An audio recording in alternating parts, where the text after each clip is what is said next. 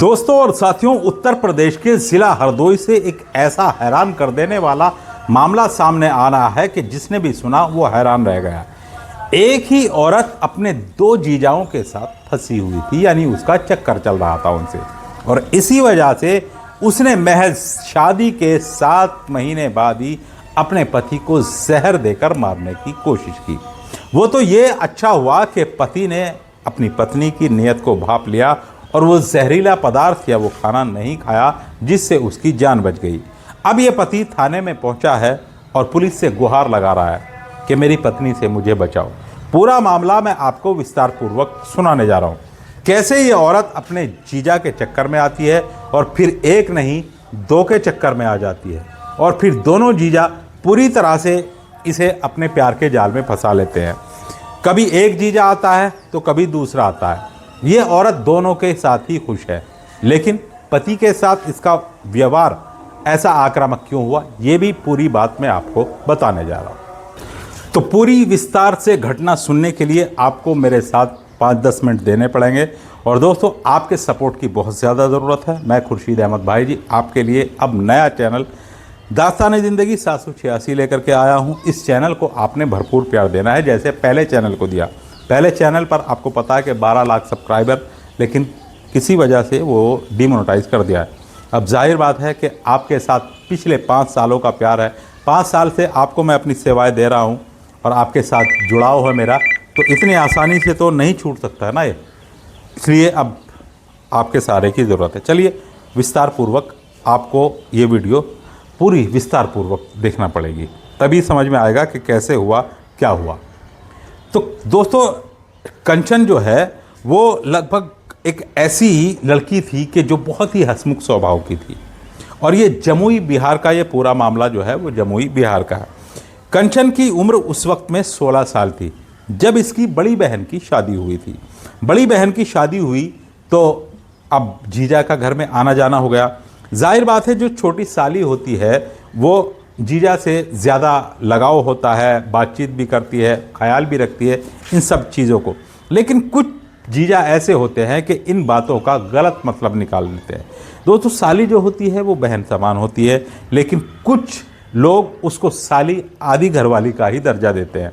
कहते हैं कि साली को ऊपर ऊपर से आप कुछ भी कर लो तो आधी घरवाली वो हुई, और आधी घरवाली का मतलब कि बस आगे मैं विस्तार पूर्वक दोस्तों क्या कुछ लोगों की ज़हनियत ऐसी होती है।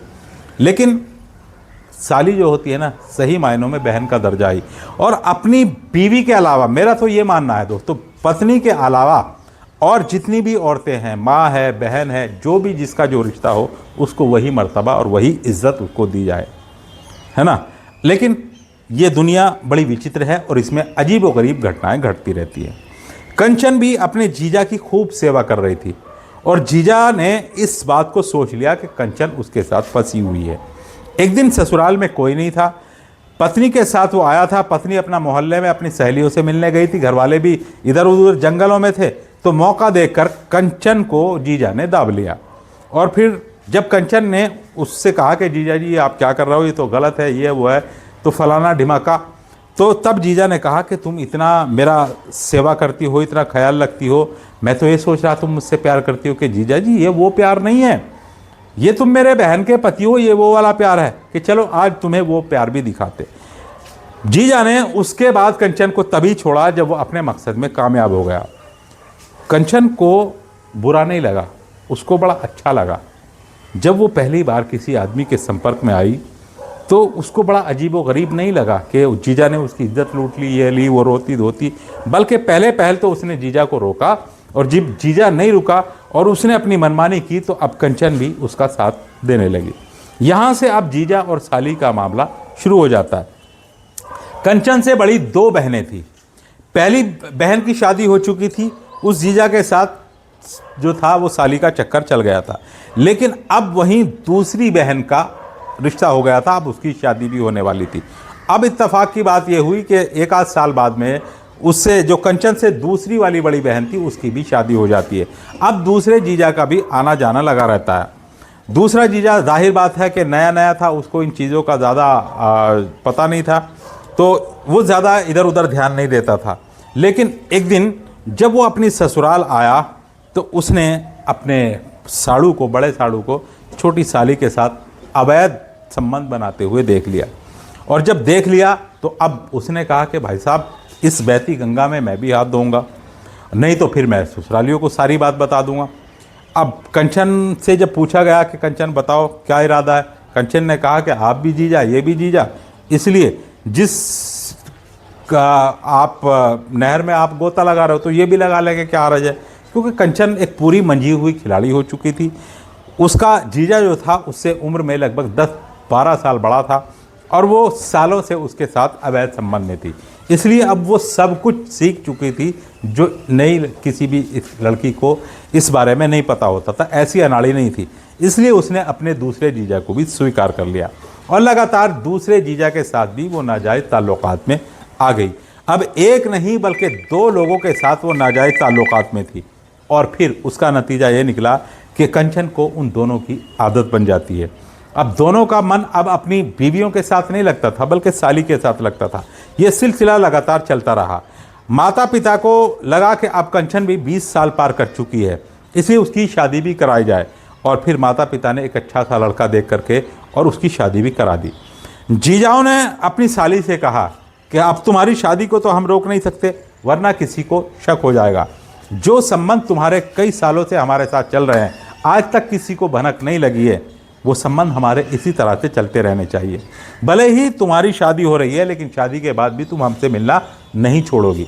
कंचन ने जीजाओं से वादा किया कि जीजा जी, आप जो कहते हो वही होगा, मैं आपसे मिलना जुलना और आपसे ताल्लुकात नहीं छोड़ूंगी।